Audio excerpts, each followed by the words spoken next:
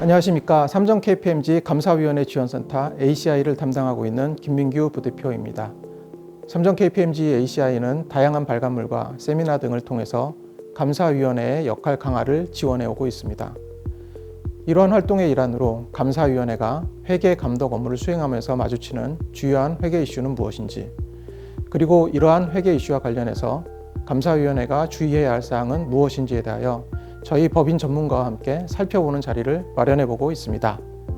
오늘은 금융감독원의 2025년 재무제표에 대한 중점 심사 회계 이슈 사전 예고 항목 중 하나인 전환사채 발행과 관련된 회계 처리의 유의점을 IJH 본부의 한정우 상무와 심리실 한상현 상무와 함께 알아보도록 하겠습니다. 안녕하세요. 저는 삼성 KPMG IJH 본부에서 감사 업무를 담당하고 있는 한정우 상무입니다. 네, 안녕하세요. 저는 삼성 KPMG 심리실에서 금융상품과 관련된 지류외신 업무를 담당하고 있는 한상현 상무입니다. 네, 한상현 상무님 반갑습니다. 반갑습니다. 오늘 한 상무인 저와 옆에 계신 한상현 사모님과 같이 논의해 볼 주제는 전환사채 발행과 관련된 회계 처리입니다.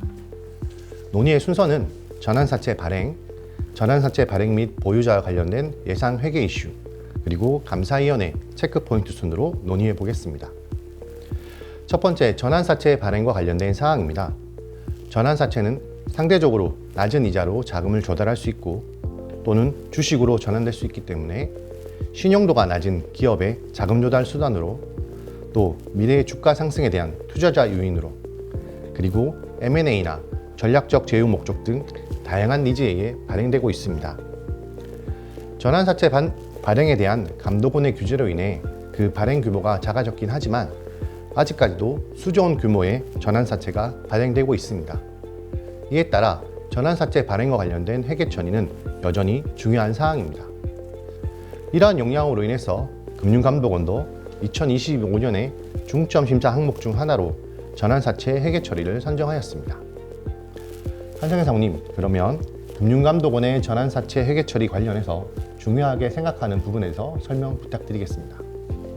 네, 말씀을 해주신 것처럼 금융감독원에서는 2025년 중점심사 항목 중의 하나로 전환사채 회계 처리를 선정을 했습니다. 그리고 이어서 말씀드릴 세 가지 부분을 중점적으로 살펴볼 예정입니다. 첫 번째는 전환사채의 내재 파생상품 분리와 관련된 부분입니다. 전환사채에는 전환권 외에도 중도상환 옵션 등의 다양한 계약 조건이 포함되어 있습니다.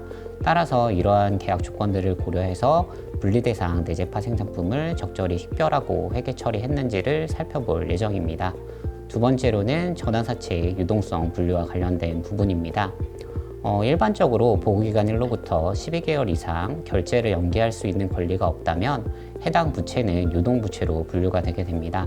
따라서 전환사채 발행자도 전환사채에 포함된 전환권, 중도상환 옵션 등의 계약 조건을 고려해서 12개월 이상 결제를 연기할 수 있는 권리가 있는지 여부를 판단해서 전환사채의 유동성 분류를 결정을 해야 합니다. 마지막으로는 특수관계자 거래 등에 해당하는지를 포함해서 주석사항들이 적절하게 공시되었는지를 살펴볼 예정입니다. 네, 말씀해 주신 것처럼 전환사채 회계 처리는 전환사채의 조건에 따라 고려해야 할 사항이 여러 가지가 있는 것으로 보입니다. 그러면 해당 사항 중에서 우선 전환사채의 내재 파생상품 분리에 대해서 한번 설명 부탁드리겠습니다. 네, 내재 파생상품 분리는 많은 분들이 어려움을 겪고 있는 부분인 것 같습니다. 일반적으로 금융상품의 발행자는 발행된 금융상품 안에 부채 요소와 자본 요소가 모두 존재하는지를 판단을 해야 됩니다. 만약에 발행된 금융상품 안에 부채 요소와 자본 요소가 모두 다 존재한다면 부채 요소에 해당하는 부분의 공정가치를 측정해서 부채를 먼저 인식을 하고 나머지 부분을 자본으로 배분을 하게 됩니다. 그 후에 금융부채로 인식된 부분 안에 분리대상에 해당하는 내재 파생상품이 존재하는지를 식별을 해야 됩니다. 만약에 분리대상 내재 파생상품이 존재한다면 해당 내재 파생상품을 별도로 FVPL로 회계 처리할 것인지 아니면 전체 복합계약을 FVPL로 회계 처리할 것인지를 결정해야 합니다. 네. 전체적인 전환사채 발행에 따른 회계 처리를 말씀해 주셨는데요. 그러면 내재 파생상품 분리에 대해서 좀 더 자세히 설명 부탁드리겠습니다. 네, 그러면 이제 내재 파생상품 분리와 관련된 부분을 좀 더 상세하게 살펴보도록 하겠습니다. 내재 파생상품이 분리 요건을 충족하기 위해서는 세 가지 요건을 충족을 해야 됩니다. 첫 번째는 내재 파생상품의 경제적 위험과 특성이 주계약의 경제적 위협 특성과 밀접하게 관련되어 있지 않아야 합니다. 그리고 두 번째로는 내재 파생상품이 파생상품의 정의를 충족을 해야 됩니다. 그리고 마지막으로 복합 계약의 공정가치 변동을 단기 손익으로 인식하지 않아야 합니다. 이 세 가지 요건 중에서도 특히 첫 번째 요건인 내재 파생상품과 주계약이 밀접하게 관련되어 있는지 여부를 판단하는 것이 가장 어려운 부분인 것 같습니다. 일반적으로 주계약인 채무상품에 포함되어 있는 전환권, 신주이습권, 중도상환 옵션 등은 주계약과 밀접하게 관련되어 있지 않은 내재 파생상품의 사례에 해당하게 됩니다. 하지만 중도상환 옵션의 행사 금액이 행사 시점에 주계약인 채무상품의 상각 원가인 장부 금액과 거의 같다면 해당 중도상환 옵션은 주계약과 밀접하게 관련된 사례에 해당을 하게 됩니다. 따라서 이러한 계약서의 기준서의 내용을 고려해서 전환사채 발행자도 내재 파생상품 분리 여부를 판단을 해야 됩니다. 네, 설명을 잘 해주셨는데요. 그래도 내재 파생상품의 분리 여부는 여전히 어려운 이슈인 것 같습니다. 이론적인 부분은 설명을 해주셨으니까 전환사채의 간단한 사례를 통해서 좀 더 설명 부탁드리겠습니다. 네, 좋습니다. 그러면 예를 들어서 액면 가액이 1,000원인 5년 만기 전환사채를 1,000원에 발행했다라고 가정을 해보겠습니다. 그리고 해당 전환사채의 이자율은 0%이고 전환권은 자본요소에 해당한다고 가정을 하겠습니다. 다만 해당 전환사채 안에는 발행일로부터 2년이 경과한 시점부터 행사금액 1,000원으로 행사할 수 있는 중도상환 옵션이 포함되어 있다라고 가정을 하겠습니다. 이런 상황에서 자본으로 이직된 전환권을 분리한 후에 주계약 채무상품의 상각원가와 중도상환 옵션의 행사 금액을 비교한다면 이 중도상환 옵션은 주계약과 밀접하게 관련되어 있지 않다라고 결론을 내리게 될 것입니다. 하지만 KIFRS 1109에서는 전환 채무상품의 경우에는 자본 요소인 전환권을 분리하기 전에 주계약인 채무상품의 상각원가와 중도상환 옵션의 행사 금액을 비교해서 밀접하게 관련되어 있는지 여부를 판단하도록 규정을 하고 있습니다. 따라서 이러한 사례라면 언제나 자본 요소를 분리하기 전에 주계약 채무상품의 상각원가와 중도상환 옵션의 행사 금액이 거의 같을 것이기 때문에 중도상환 옵션은 분리대상 내재 파생상품에 해당하지 않게 됩니다. 네, 전환권이 자보인 경우에 고려할 사항을 설명해 주셨는데요. 그러면 전환권이 부채인 경우에도 중도상환 옵션의 분리 여부는 전환권과 관련 없이 별도로 판단을 해야 하는지요? 그렇진 않습니다. 현재 기준서에서는 하나의 주계약 안에 복수의 내재 파생상품이 포함되어 있는 경우라면 일반적으로 해당 복수의 내재 파생상품은 하나의 복합 내재 파생상품에 해당할 것이라고 규정을 하고 있습니다. 또한 KPMG의 견해에 따르면 복수의 내재 파생상품 중에서 하나의 요소라도 분리 대상에 해당을 한다면 전체 복합 내재 파생상품을 하나의 복합 내재 파생상품으로 분리해서 회계 처리하도록 규정을 하고 있습니다. 따라서 만약에 이 사례에서 전환권이 부채로 분류가 되어서 전환권이 분리대상 내재 파생상품에 해당한다면 전환권과 중도상환 옵션은 하나의 복합 내재 파생상품으로 분리해서 회계 처리하게 될 것입니다. 네, 여기까지 이제 전환사채 발행자 입장에서 내재 파생상품 분리와 관련된 내용을 살펴보았습니다. 그러면 이어서 이제 전환사채의 유동성 분류와 관련된 내용을 살펴보도록 하겠습니다. 특히 최근에 기준서 개정으로 인해서 전환권이 전환사채의 유동성 분류에 미치는 영향이 달라진 것으로 알고 있는데요. 해당 부분과 관련해서 좀 더 상세하게 말씀을 해 주실 수 있으실까요? 네, 알겠습니다. 기존에는 부채로 분류된 전환권을 전환사채 유동빌동 분류에 어떻게 고려해야 되는지가 명확하지 않았습니다. 그러나 이러한 부분들을 해결하기 위해서 재무제표 표시에 대한 기준서인 KIFRS 1001호가 2024년에 개정되었습니다. 개정된 내용에 따르면 전환권이 자본으로 분류된 경우라고 하면 전환사채 유동빌동 분류에 영향을 미치지 않지만 전환권이 부채로 분류된 경우라고 하면 전환권의 행사 가능 시기를 고려해서 전체 전환사채의 유동빌동 분류를 결정해야 합니다. 네, 그러면 실제로 이제 전환권이 부채인 경우에 전환사채의 유동성 분류에 어떻게 영향을 미치게 되는지 사례를 통해서 말씀을 해 주실 수 있으실까요? 회사가 만기는 5년이지만 발행 이후 언제든지 전환권을 행사할 수 있는 전환사채를 발행했다고 가정을 해보겠습니다.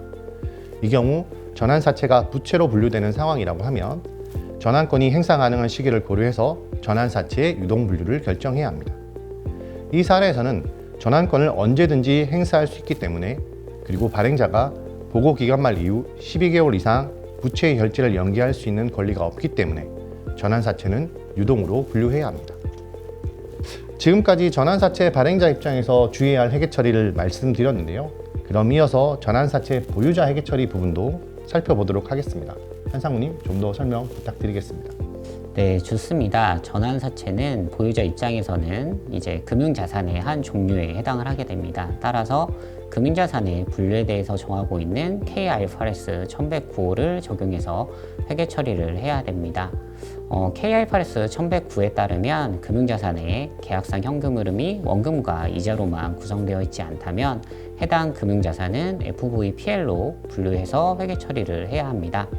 따라서 전환사채의 보유자 입장에서도 전환사채의 계약상 현금 흐름이 원금과 이자만으로 구성되어 있는지를 판단해서 회계 처리를 결정해야 합니다. 네, 그러면 전환사채 보유자 입장에서는 발행자와 유사하게 전환권을 내재 파생 상품으로 분류하고 사채에 대한 현금 흐름을 분석해서 회계 처리를 결정하면 되는 건가요? 그렇진 않습니다. K-IFRS 1109호에서는 주계약이 K-IFRS 1109호의 적용 범위에 해당하는 금융자산이라면 내재 파생 상품을 분리하지 않고 전체 금융자산의 계약상 현금 흐름을 기준으로 원금과 이자만으로 구성되어 있는지를 판단하도록 규정을 하고 있습니다. 따라서 전환사채 보유자 입장에서도 주식으로 결제되는 전환권의 성격을 고려할 때 이 전환사채의 계약상 현금 흐름이 원금과 이자만으로 구성되어 있지 않기 때문에 이제 FVPL로 분류해서 회계 처리해야 합니다. 예를 들어서 이제 발행 금액이 1,000원이고 전환권과 중도 상환 옵션이 포함되어 있는 전환사채를 보유자가 취득했다라고 가정을 해보겠습니다. 이 경우라면 보유자는 발행자와 달리 내재 파생 상품의 분리 여부를 검토할 필요는 없습니다. 다만 전환사채의 계약상 현금 흐름이 원금과 이자만으로 구성되어 있지 않기 때문에 해당 전환사채를 FVPL로 분류하고 후속적으로 발생하는 공정가치 변동은 단기손익으로 인식을 해줘야 됩니다. 네, 여기까지 이제 전환사채 발행자와 보유자가 유의할 회계 처리 부분에 대해서 한번 살펴보았습니다. 그러면 한정호 상무님께서 마지막으로 전환사채 회계 처리와 관련해서 감사위원회 분들이 어떤 부분을 체크해봐야 될지 정리를 해 주실 수 있으실까요? 네, 상무님. 저는 크게 두 가지 관점에서 말씀드릴 수 있을 것 같습니다. 먼저 검토가 필요한 부분은 전환사채 발행 시 전환권 외에도 다른 약정이나 옵션이 전환사채에 포함되어 있는지를 확인해야 합니다.